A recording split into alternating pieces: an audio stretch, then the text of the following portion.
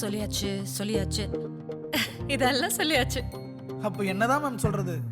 இதுக்கு மேல நம்ம ஒண்ணும் சொல்ல வேணாம். நம்ம ஆளுங்க தானே நம்மள இவ்ளோ தூரம் சப்போர்ட் பண்ணி கூட்டிட்டு வந்தாங்க. அவங்களுக்கு தெரியாதா அவங்களோட பெஸ்ட் ஹாலிடேஸ் நம்ம கூட தான்னு? கரெக்ட் தானே? GT Holidays, South India's #1 travel brand. Touring Talkies ரசிகர்களுக்கு வணக்கம். வாங்க லென்ஸ் நிகழ்ச்சிக்கு போகலாம்.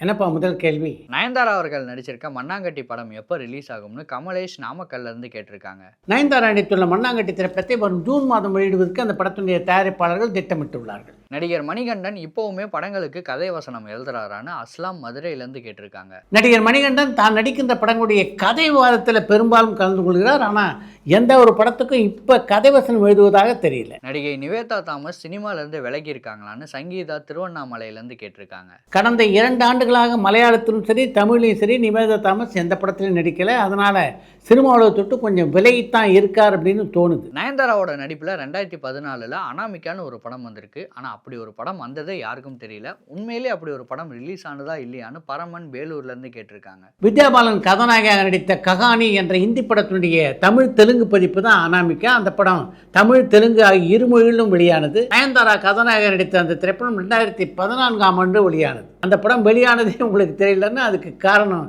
அந்த படத்தினுடைய ஓட்டம் அப்படி அமைந்திருந்தது. எம்ஜிஆருக்கு அதிகமாக டூப் போடும் நபர் யார்? அவருடைய இன்டர்வியூவை நம்ம சேனலில் எதிர்பார்க்கலாமான்னு அஜய் ஒசூர்லேருந்து கேட்டிருக்காங்க. பல திரைப்படங்களில் எம்ஜிஆருக்கு டூப்பாக நடித்ததுன்னா அது ராமகிருஷ்ணன் அப்படின்ற ஸ்டண்ட் கலைஞர் தான். எம்ஜிஆரை பற்றி பல புத்தகங்களை எழுதியிருக்கார் அவர். அந்த புத்தகத்தில் எம்ஜிஆரோடு தான் பணியாற்றிய அனுபவங்களை எல்லாம் பகிர்ந்து கொண்டிருக்கிறார். இப்போ அவர் நம்மிடையே இல்லை. நடிகர் விஜய் அஜித்தை பற்றி பல மேடைகளில் பேசியிருக்காரு. ஆனால் அஜித் விஜயை பற்றியும் பேசுறதில்ல, மற்ற நடிகர்களை பற்றியும் பேசுறதில்ல. காரணம் என்னன்னு சங்கீதா திருவண்ணாமலையிலேருந்து கேட்டிருக்காங்க. விஜய்க்கு பல முறை மேடைகளில் பேசக்கூடிய வாய்ப்பு கிடைக்கிறது. அதனால் அந்த மேடைகளெல்லாம் அஜித்தை பற்றி அவர் குறிப்பிட்டு பேசுகிறார். ஆனால் அஜித் எந்த மேடையிலும் தோன்றுவதே இல்லையே. அப்படி இருக்க எங்கே அவர் விஜயை பற்றி பேசுறது? பீஸ்ட் படத்துக்காக போடப்பட்ட பெரிய மால் செட் இப்போவுமே இருக்கா? அது எங்கே போடப்பட்டதுன்னு சங்கர் மேடவாக்கத்திலேருந்து கேட்டிருக்காங்க. சன் டிவி அலுவலகத்துக்கு பக்கத்தில் தான் பீஸ்ட் படத்துக்கான மால் செட்டை போட்டிருந்தார்கள். அந்த படத்துடைய படப்பிடிப்பு முடிந்த உடனே அந்த செட் முழுமையாக அகற்றப்பட்டு விட்டது. விக்ரம் வேதா படத்துடைய பார்ட் 2 வெளியாக வாய்ப்பு இருக்கான்னு சந்தோஷ் சேலம்லேருந்து கேட்டிருக்காங்க. விக்ரம் வேதா படத்துடைய பார்ட் 2 வெளியாகவே ஆகாது அப்படின்னு சொல்ல முடியாது. ஆனால் எந்த காலத்தில் வெளியாகும் அப்படின்றது தான் இப்போ உறுதியாக சொல்ல முடியல. 90s ரஜினியை வச்சு எந்த நடிகையோட அதிக கிசு வரும்னு பரத் வெண்ணந்தூர்லேருந்து கேட்டிருக்காங்க. 90களில் ரஜினிகாந்தோடு அதிகமாக கிசுகிசுக்கப்பட்ட நடிகைன்னா அது ஸ்ரீதேவி தான். ஸ்ரீதேவியை ரஜினிகாந்த் உண்மையாகவே காதலித்தார் என்பது ஏற்கனவே பல பத்திரிகைகளில் தகவலாகவே வந்திருக்கேன். நடிகர் பார்த்திபன் எதனால முக்கிய நடிகர்களை வச்சு படம் டைரக்ட் பண்ணவே இல்லைன்னு ஈரோட்லேருந்து சங்கீதா கேட்டிருக்காங்க. தமிழ் சினிமாவிலே உள்ள பல முக்கியமான கதாநாயகர்களை இயக்கக்கூடிய வாய்ப்பு பார்த்திபனுக்கு கிடைக்காமல் போனதுக்கு அவரே ஒரு கதாநாயகனாக இருப்பது தான் காரணம் அப்படின்னு நினைக்கிறேன். ஏன்னா பார்த்திபனை பொறுத்த வரைக்கும் எல்லா முக்கிய நடிகர்களோடும் மிக நெருக்கமான தொடர்பில் இருப்பவர். அவருடைய திறமை என்ன அப்படின்றது இங்கே இருக்கின்ற எல்லா நடிகர்களுக்கும் நல்லா தெரியும். அப்படி இருந்தும் தங்களுடைய படங்களை இயக்கக்கூடிய வாய்ப்பு அவருக்கு அவங்க தரம் மறுக்கிறாங்கன்னா இதுதான் அடிப்படை காரணமாக இருக்கும் அப்படின்றது என்னுடைய கணிப்பு. எந்தவித வலைத்தளமும் பெருசாக முன்னேறாத அந்த சமயத்திலும் எப்படி வைதிஸ் கொலவெறி பாட்டு அவ்வளோ பெரிய வைரல் ஆச்சுன்னு சேலம்லேருந்து பிரபு கேட்டிருக்காங்க. பாடல் கேசட்டுகளோ குறுந்தட்டுகளோ இல்லாத காலகட்டத்தில் எத்தனை பாடல்கள் பிரபலமாக இருக்கின்றன. ஒரு பாடல் பிரபலம் அடையணும்னா அது எப்படியாவது பிரபலம் அடைந்து விடும். காதலர் தினம் படத்தில் குணாலுக்கு டப்பிங் பேசினது யாருன்னு மாதவன் அம்பத்தூர்லேருந்து கேட்டிருக்காங்க. காதலர் தினம் படத்தில் குணாலுக்கு டப்பிங் பேசியது ஒரு டப்பிங் கலைஞர் தான். ரஜினிகாந்த் வில்லனா நடித்த கடைசி படம் எதுன்னு அண்ணனூர்லேருந்து ஆனந்த் கேட்டிருக்காங்க.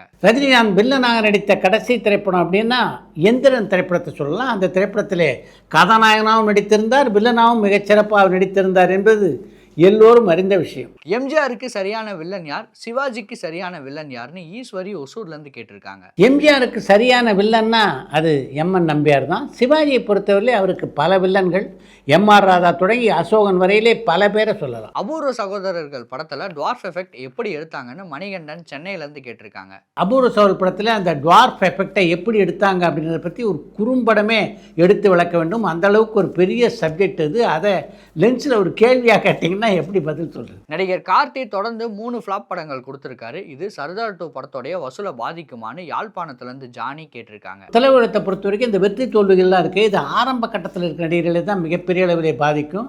ஒரு நடிகர் பல வெற்றி படங்களை கொடுத்ததுக்கு பின்னால் அவங்களுடைய 2-3 தோல்வி படங்கள் அவங்களுடைய திரை வாழ்க்கையை பாதிக்காது அப்படின்றதுக்கு உதாரணமாக பல நடிகர்களுடைய வாழ்க்கையை சொல்லலாம். ரஜினி கமல் சேர்ந்து நடிக்கிற படத்தில் ரஜினிக்கு 225 கோடியும் கமலுக்கு 200 கோடியும் சம்பளம்னு சொல்லியிருக்காங்க. இது உண்மையான பரமன் வேலூர்லேருந்து கேட்டிருக்காங்க. கமலும் ரஜினியும் இணைந்து நடிக்க இருக்கின்ற படத்துக்கு நிச்சயமாக அவங்களுடைய சம்பளம் இருக்க அது மிகப்பெரிய அளவில் இருக்கும் அப்படின்ற சந்தேகம் இல்லை. ஆனால் நீங்கள் குறிப்பிட்டிருக்கின்ற தொகை இருக்க வாய்ப்பில்லை.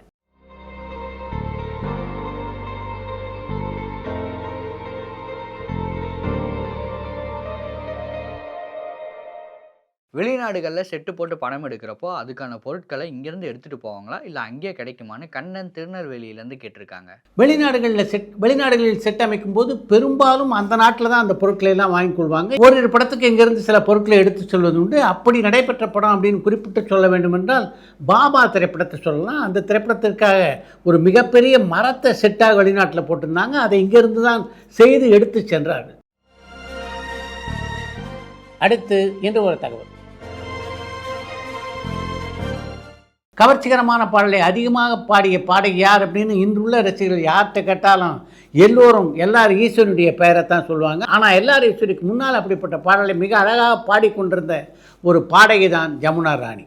எம்.எஸ். விஸ்வநாதன், ராமூர்த்தியா இருவரும் இணைந்திருந்த போது அவருடைய பல படங்களில் பாடக்கூடிய வாய்ப்பு ஜமுனா ராணிக்கு கிடைத்தது. ராமமூர்த்தி விஸ்வநாதன் விட்டு பிரிந்ததுக்கு பின்னால் என்ன காரணத்தாலோ தொடர்ந்து ஜமுனா ராணிக்கு எம்.எஸ். விஸ்வநாதன் வாய்ப்பு தரவில்லை. அவருடைய பெரும்பாலான படங்கள் அது போன்ற பாடல்களை எல்லார் ஈஸ்வரி தான் பாடி வந்தார்.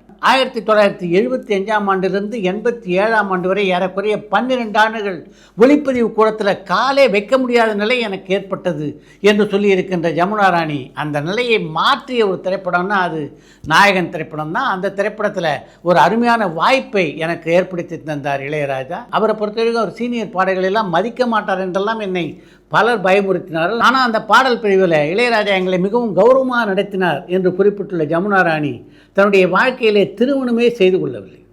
ஏன் நீங்கள் திருமணம் செய்து கொள்ளலை அப்படின்னு ஒரு பத்திரிகை நிருபரிடம் கேட்டபோது திருமணம் செய்து கொண்ட பல பின்னணி பாடலுடைய வாழ்க்கை நல்லா அமையலை, அதன் காரணமாகத்தான் நான் திருமணம் செய்து கொள்ளவில்லை என்று அந்த நிருபருக்கு பதிலளித்திருக்கிறார் ஜமுனா ராணி.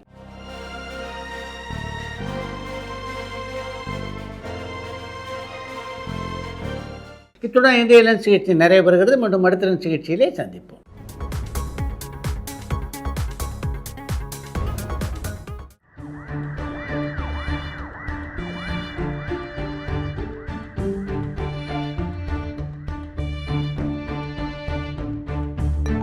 பரபரப்பான சினிமா செய்திகள், நட்சத்திரங்களின் பேட்டிகள், சினிமா வரலாறு ஆகியவற்றை பார்க்கவும் படிக்கவும் உங்களுக்கான இணையதளம் touringtalkies.co.